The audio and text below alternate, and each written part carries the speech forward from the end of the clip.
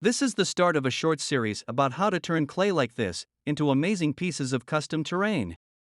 You can make buildings, floor, wall, and roof tiles, bases, and more. Now, what kind of clay should you use? Air drying clay works well for making terrain because it can be used with material like foam, which can't be baked. This brand comes in 2.2-pound blocks.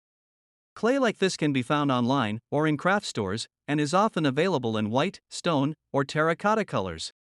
Ideally, your clay should be fairly pliable and easy to work with right out of the bag. Firmer clay should be kneaded or worked in your hands first to make it soft enough to easily work with. If your clay is beginning to dry out, a small spray of water can be added to help make your material smooth and prevent cracking in your project.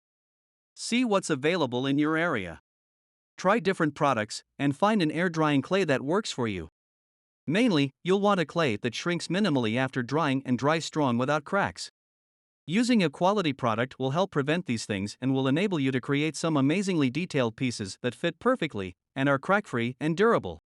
We hope you found these few tips helpful.